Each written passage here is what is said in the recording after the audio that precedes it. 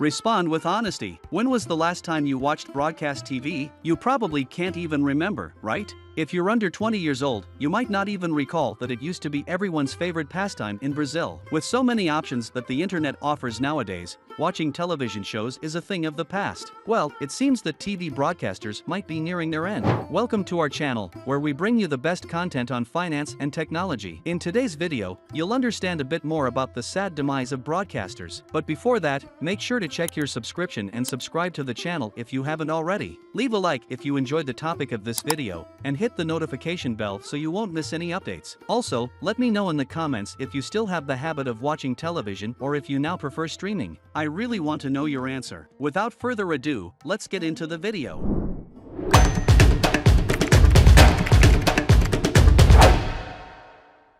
It's no surprise that TV channels, especially the broadcast ones, have been experiencing consistent drops in their viewership. Among the main factors is the popularization and affordability of the internet, which offers a world of entertainment right in the palm of your hands. However, the primary reason for this decline is due to the success of streaming services, both paid ones like Netflix, Amazon Prime, Disney Plus, and others, as well as free ones like YouTube. The internet has come to stay, and broadcast TV is struggling to compete. Even giant channels like Globo are struggling to maintain their popularity, and recent research indicates that Brazil's largest free-to-air broadcaster has lost a third of its viewership in recent years. According to journalist Daniel Castro from Noticias da TV, the channel has experienced a 35% average viewership loss over the years, from 2004 to 2022. Right here on our channel, we've already made a video, which is appearing now on the card, discussing the end of Rede Globo. I recommend you check out all the details of this story when this video ends. But getting back to the topic, if even the major free-to-air broadcasters are seeing their viewership decline year after year,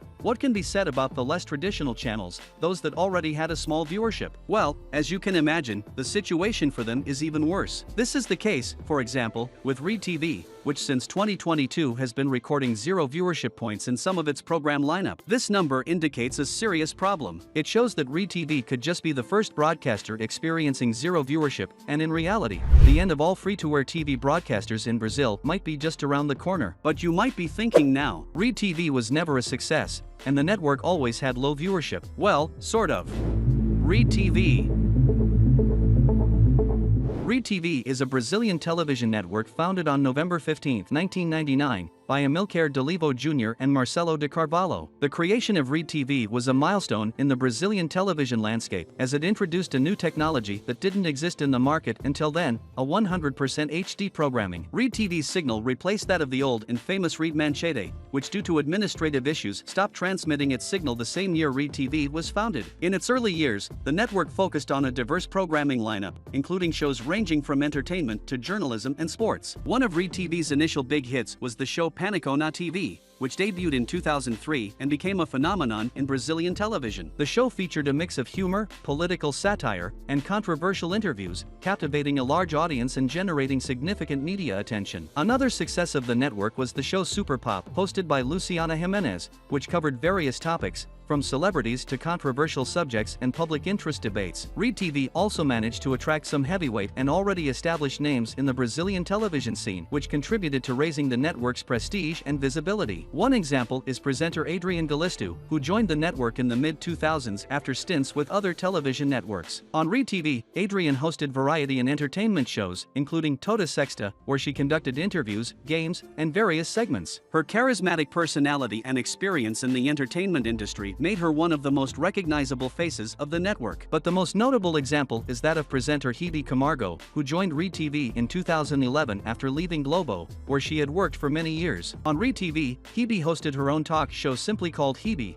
featuring her characteristically relaxed interviews and enjoyable conversations with celebrities and other personalities. Her presence on the network attracted a large audience and prestige to Rede TV, solidifying its status as a viable alternative in the television landscape and securing a place among the top 3 networks with the highest viewership at that time. However, over the years, Rede TV faced challenges and difficult moments. The fierce competition in the Brazilian television market and the need to adapt to technological changes, particularly the shift of the audience to the internet, were some of the obstacles the network encountered. Not even the network's history could ensure its survival, and slowly its recognition dwindled until reaching the point of 0 viewership in the Ibope ratings. But what does it really mean for a television network to have 0 viewership in Ibope? Does it mean that no one was watching at that moment?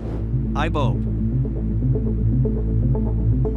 IBOP, Brazilian Institute of Public Opinion and Statistics, was a Brazilian market research company specialized in measuring television, radio, and other media audiences. Founded in 1942, IBOP became one of the main references for evaluating the audience and reach of television and radio programs in Brazil. In January 2021, the company ceased its operations after the brand contract with Cantor IBOP Media ended. However, some executives from the former IBOP established a new research company, IPAC. However, in terms of audience measurement, the name IBOP means more than just a company and is still used today to indicate the success or failure of a free-to-air TV program. IBOP for television refers to the measurement of program and network viewership using methods and techniques developed by the former Brazilian Institute of Public Opinion and Statistics. The main goal of this measurement is to quantify how many people are watching specific programs and which networks are being watched at a given moment or time interval. The process of measuring television audience by IBOP involves selecting a representative group of the population, known as a panel. Based on the data collected from the panel's people meters, IBOP calculates various metrics such as average viewership and peak viewership. To identify IBOP ratings points, the institute measures the number of households watching a specific program on a specific network over a period of time. For a program to have 0 IBOP points, it means that fewer than 7,466 households in Greater São Paulo, the main advertising market in the country, were tuned into a specific program. And that's exactly what happened with Rede TV on May 12, 2022. On that day, the program Você na TV hosted by João Kleber scored 0.0 in viewership. For comparison, the morning shows Mais Você and Encontro com Fátima Bernardes on Globo were watched in more than 500,000 households in the region on the same day. This indicates that despite it appearing to be a measurement error, Rede TV indeed had 0 viewership in IBOP. But is this really the end for broadcasters? The evolution.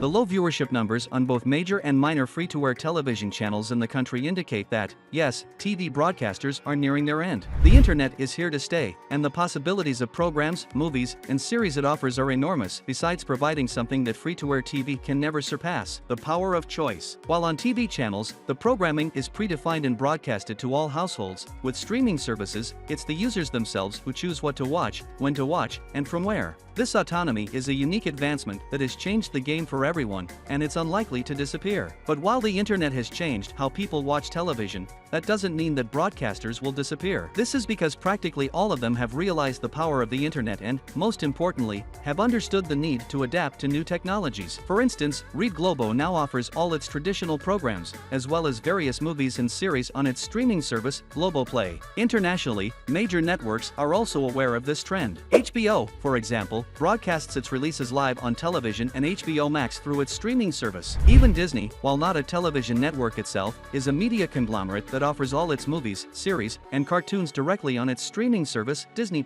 However, not all networks will survive the end of free-to-air TV, as new companies are already established in this new era and are unlikely to give space to new players. This is the case, for instance, with Netflix, the pioneer in this market, and Amazon, which has managed to establish itself, occupying a space that was once held by free-to-air TV networks. But what about you? Do you still watch TV? Or do you only use streaming services? What do you think about the sad end of broadcasters? Or do you believe they can still recover and continue airing programs in the traditional manner? Let me know in the comments. I really want to know your opinion. Thank you very much for watching this far, and if you liked the video, please give it a thumbs up. Make sure to check your subscription and subscribe to the channel if you haven't already. Also, activate the notification bell so you won't miss any updates here on our channel. Sending you a big hug and see you in the next video.